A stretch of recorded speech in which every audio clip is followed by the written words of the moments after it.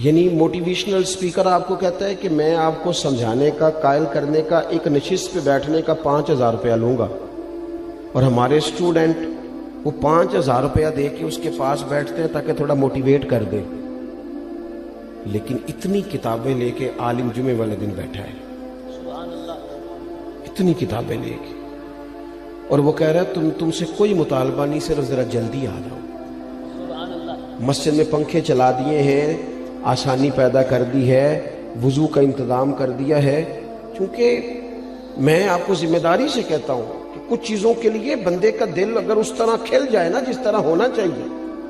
میرے اسا فرمایا کرتے تھے خیرات لینی ہو تو صرف پیالہ تو سیدھا کر لے بندہ، اگر پیالہ ہی سیدھا نہیں ہے، ہمارا وہ مزاج نہیں، معذرت کے ساتھ مذہب کے معاملات میں بات سننے کا، پڑھنے کا، غور کرنے کا، اگر وہ مزاج ہو ایک منٹ کے لیے کہیں اور نہ جانا پڑے، کائنات کی ہر نعمت ہمیں دروازہ رسول سے ملے۔ لیکن وہ والہانہ پن، جب میں پڑھتا تھا، اب تو مجھے نہیں پتا، کافی دنوں سے میں نے معلومات نہیں کی، جب میں نے میٹرک کیا تھا تو رزلٹ 31 مارچ کو آتا تھا، تو جو بھی کسی دا آیا 31 مارچ میں، ہاں نہ نہیں کرتے تھے، 31 مارچ کو میٹرک کا رزلٹ آتا تھا، تو جنہوں نے پیپر دیے ہوتے تھے وہ 1 مارچ سے نماز بھی شروع کر لیتے تھے، اور ان کے ابا جی بھی شروع کر لیتے تھے، کیونکہ پیپر دیے ہوتے تھے نا۔ تو والد کو جس دن پتہ چلتا تھا نا کہ تیرا بیٹا میٹرک کر گیا ہے، تو جس رشتہ دار کو اس نے کبھی فون نہیں نہ کرنا ہوتا تھا، وہ خوش اتنا ہوتا تھا، ابا اتنا خوش ہوتا تھا کہ وہ فون کرنے کے پاجی مبارک ہوئے تہاڈا بھتیجا 10 پاس کر گیا۔ یہ خوشی تھی، خوشی سنبھالی، بعض اوقات جب صحیح معنوں میں خوشی ہو تو پھر وہ سنبھالی۔ صدقے جاواں واری جاواں یہ اماں ہی کہتی ہے، اور سجدہ بھی اسی کو ہی ہے، لیکن کبھی پتر کا قد باپ کے برابر ہو جائے تو بات ابے سے بھی سنبھالی کوئی نہیں جاتی۔ وہ کہتا ہے اب مجھے خیر ہے میرا بیٹا، وہ الگ بات ہے، بیٹا شادی کے 6 ماہ بعد کہ میں نے علیحدہ ہونا ہے، وہ معاملہ الگ ہے، لیکن باپ بڑا راضی ہوتا ہے کہ قد برابر ہو گیا، پڑھ گیا، قابل ہو گیا۔ صحیح کہہ رہا ہوں، یہ والہانہ پن ہوتا ہے، والہانہ پن رشتوں میں ہوتا ہے، رشتوں کی حساسیت بتاتا ہے، نہ سمجھ آئے تو پھر حضرت انس بن مالک رضی اللہ تعالیٰ عنہ فرماتے ہیں مجھے وہ دن نہیں بھولتا جس دن اللہ کے رسول مکے سے ہجرت کر کے مدینہ طیبہ آئے تھے۔ کوئی حضور کی اونٹنی کے آگے، کوئی پیچھے، کوئی دائیں، کوئی بائیں، کوئی یا محمدہ یا رسول اللہ کا نعرہ لگاتا تھا۔ بنو نجار بڑا قبیلہ تھا، بڑا، وہ قبیلوں میں اعزاز رکھتا تھا، ان کی بچیاں دف لے کے بیٹھ گئیں، خوشی سنبھالی نہیں جا رہی، وہ ننھی بچیاں جو بیٹھ کر وہاں دف بجاتی تھی، رسول پاک کی جانب اشارے کر کے گاتی تھی اور کہتی تھی ہمیں معمولی نہ سمجھنا، ہم ہیں بچیاں نجار کے عالی گھرانے کی، ہمیں خوشی ہے آمنہ کے لال کے تشریف لانے کی۔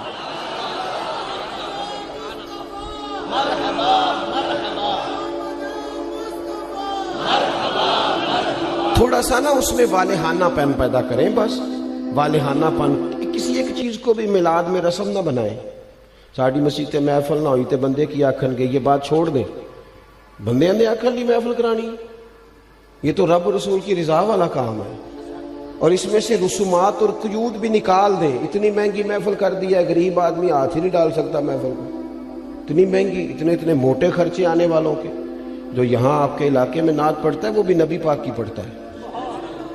تھوڑا سا نا چیزوں، میں نے اس دفعہ پچھلے سال دوستوں سے کہا تھا کہ جڑا تسی شاپنا چ لنگر دیندے ہو نا، انہوں بھی پیر صاحب تے مولوی صاحب تے خطیب صاحب لنگر شریف ہی آندے نے، انشاءاللہ کھا لیں گے بھی، سب کا لنگر ایک جیسا پکایا کرو۔ بہت سارے غریب گھروں میں سارا سال نہیں گوشت پکتا، اگر زیادہ بوٹیاں ڈال کے میلاد شریف پہ بٹھا کے طریقے سے کھلاؤ گے نا کھانا، تو ہو سکتا ہے ماڑے بندے کے بچے اپنے باپ سے پوچھیں کہ ابا جی سان تے کدی انج نہیں لبا، یہ اج کی ہے، اس بھی رو کے آکھنا پتر رج کے کھاؤ، اج نہیں کوئی تانوں ڈکدا، اج میرے نبی پاک دا میلاد شریف۔ لیکن اس میں جذبات لے کے آئیں، احساسات لے کے آئیں، اس کا بھی وہ والا ماحول نہ بنائیں جن نے 2 لاکھ دیتا ہو مہمان خصوصی، سٹیج دی زینت بس کریں۔ حضور کی محفل میلاد کا مہمان خصوصی وہ ہے جو آ کے فجر کی اذان دیتا ہے، جو مسجد میں جھاڑو دیتا ہے، جو رسول اللہ کے دین کی نوکری کرتا ہے، نہ سمجھ آئے تو بخاری شریف سے اس خاتون کا واقعہ نکال کے دیکھو جو میرے نبی پاک کی مسجد میں جھاڑو دیتی تھی۔ صحابہ نے حضور کو تکلیف دینا پسند نہ کیا اور جنازہ پڑھ کے دفن کر دیا تو حضور قبر پہ آ کے کھڑے ہو گئے، اور ساری دنیا گنبد خضرا پہ، اور حضور کسی کی قبر پہ آ جائے۔ نبی کریم آ گئے قبر پہ کیونکہ یہ مسجد میں جھاڑو دیتی ہے، حضور قبر پہ کھڑے ہو گئے۔ ویسے تو دوسرا جنازہ جائز نہیں، لیکن وارثوں نے نہ پڑھا ہو تو پھر جائز ہوتا ہے، اور حضور تو خود وارث ہے نا ساری امت کے۔ تو نبی پاک نے قبر پہ کھڑے ہو کے فرمایا بناؤ صفے، میں دوبارہ جنازہ پڑھاؤں گا۔ تھوڑا سا نا حقیقتوں کا سفر کرے۔ بڑی ہو گئی رسمی باتیں، بڑا کچھ ہو گیا، اب تھوڑا سا نا ہمیں اپنے مزاج میں دیکھو۔ حضور نے کہا تھا کسی صحابی سے کہ میرے ناک سے یا میرے منہ سے بلغم نکلے تو چہرے پہ مال لینا۔ ادب اور محبت اور والہانہ پن ہو تو انداز بھی آ ہی جاتے ہیں، انداز آ جاتے ہیں۔ حضور نے کہا تھا کسی سے کہ میرے وضو سے جسم سے جو پانی لگ کے گزرے تم چہروں پہ ملنا، کہا تھا۔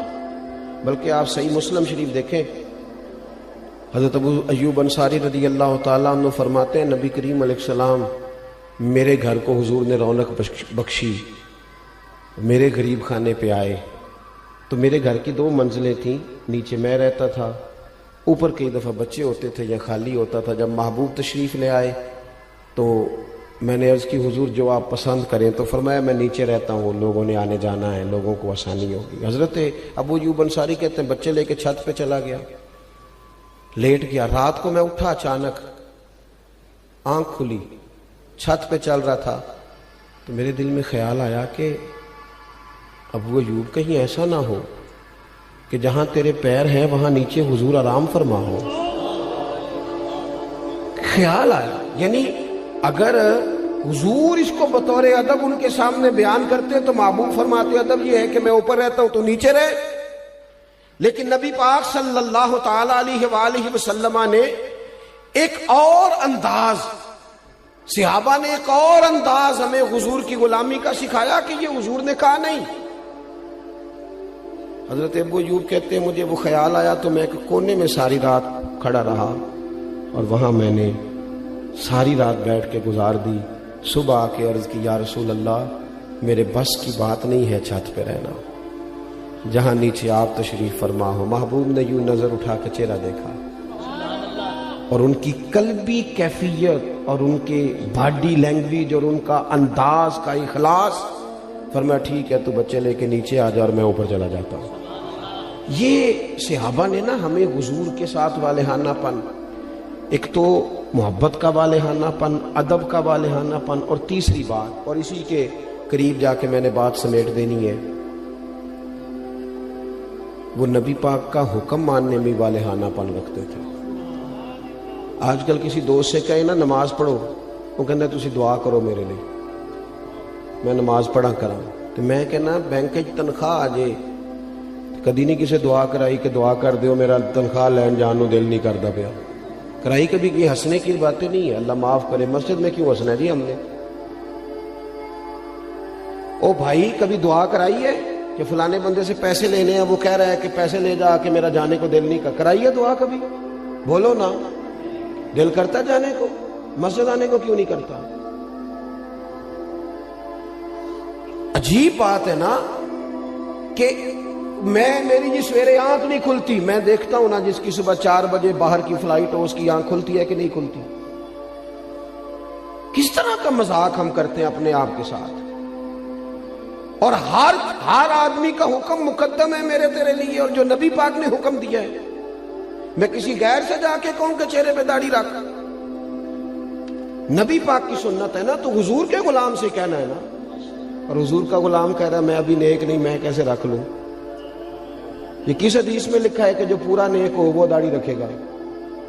حلال حرام کے مسئلوں میں جو امت آج تک احتیاط نہ کرے، ہم پاک رسول کے ماننے والے ہیں۔ نبی پاک نے اپنے مقدس قدموں کی برکت سے اس امت کو پاکیزگی عطا فرمائی ہے، کیسے لقمہ حرام ہمارے منہ میں جا سکتا ہے؟ کس طرح بھلا؟ طبیعت کیسے گوارا کرتی؟ مجھے بتاؤ نا، آپ سے سوال پوچھتا ہوں، آپ کی توجہ ہے میری بات پر؟ گوشت پکا ہوا ہو نا بڑا بہترین بکرے کا، اور مسالہ بھی مرضی کا ہو، بندہ 2-3 لقمے کھا لے اور مزہ بڑا آیا، تو پھر ایک بندے نے کہہ دیا کہ یہ نا صدقے کا ہے، آپ کے منہ میں اس کا ذائقہ بدل جاتا ہے۔ صحیح کہہ رہا ہوں؟ جس طرح آپ کے منہ میں، اور اگر کسی نے کہہ دیا یہ تو مردار ہے، ذبح ہی نہیں کیا گیا تھا، تو ہو سکتا ہے الٹی بھی آ جائے، کیا کر دے کہ یار یہ ٹھیک نہیں۔ تو میرے بھائی، جس طرح اس پر کہہ آتی ہے نا ایک لقمے پر کہ یہ حرام ہے، اس طرح تیرے پاس جب 50 لاکھ حرام کا آئے اس پر بھی کہہ آنی چاہیے، اس پر بھی تجھے الٹی آئے، تجھے گھن آئے۔ حضور نے اس طرح تزکیہ کیا، یتلو علیکم آیاتنا ویزکیکم، اس طرح تزکیہ کیا تھا کہ ان کے قریب کوئی شے ناجائز آ سکتی نہیں، سوال ہی پیدا نہیں ہوتا تھا، ذہن سازی ہو گئی تھی۔ آج اور پھر آپ کو ایک بات اور عرض کروں، نبی کریم صلی اللہ تعالی علیہ وسلم نے چاند کے 2 ٹکڑے کیے، ڈوبا ہوا سورج موڑا، پتھروں درختوں نے حضور کا کلمہ پڑھا، لیکن یہ ساری شانیں حضور کی بعد میں معروف ہوئی ہیں۔ نبی پاک کی جو بات سب سے پہلے لوگوں کے پاس آئی تھی وہ تو صادق اور امین ہونا ہے۔ ہاں، میٹھا کھانا بھی سنت ہے، لیکن سچ بولنا سب سے بڑی سنت ہے۔ مسواک کرنا بھی سنت ہے، لیکن دل صاف رکھنا سب سے بڑی سنت ہے۔ تو یہ کیا بات ہوئی؟ چند ظاہری چیزوں پر تو عمل ہو جائے اور اسی کو پورا دین سمجھ لیا جائے، لیکن جو نبی پاک علیہ الصلوۃ والسلام نے معرفت کا نور اور روشنی دی ہے اس پر توجہ نہیں، اور بات ماننے میں بہانے، ہیلے بہانے۔ میں نے دیکھا ہے سیانے بیانے بندے اور مسجد کے اجرے میں میٹنگ ہو رہی ہے، اور انہوں نے کئی مولویوں کی پگڑیاں بھی کھول دی ہیں کہ فلانا کوئی کام نہیں کرتا، فلانا پیر غلط ہے، ان کو ساری تبصرے آتے ہیں۔ نماز کا ٹائم آتا ہے تو ان میں سے بہت سارے لوگوں کو کام یاد آ جاتا ہے، کئی کہتے میں نے وہاں جا کے پڑھنی ہے۔ یہ کیا صرف لفظوں کا ہیر پھیر ہے؟ صرف ہم نے میں جاتا ہوں نا، اب تو خیر مشکل ہو گیا ہے زیادہ جانا، ادارے کی مصروفیت بڑھتی جا رہی ہے دن بدن، لیکن میں دیکھتا ہوں کہ 21ویں محفل ہے جی ہماری، بانی محفل بتاتا ہے تو آپ نماز پڑھتے ہیں کہ نہیں دعا کرو؟ 21 مولوی مل کے بھی تجھے نیک نہیں کر سکے۔ میں نے کہا آج کے بعد نہ بتانا کسی کو، وہ کہیں گے کس طرح کے لوگ ہیں، 21 بندے آئے اس کے پاس اور ایک کی بھی بات نہیں سن سکا۔ چیزوں کو اصل پہ لائیں، اصل ہوتی ہے، اور بنیادیں ٹھیک نہ ہو تو پھر آپ عمارتیں کھڑی کریں، کیسے کھڑی ہوں گی؟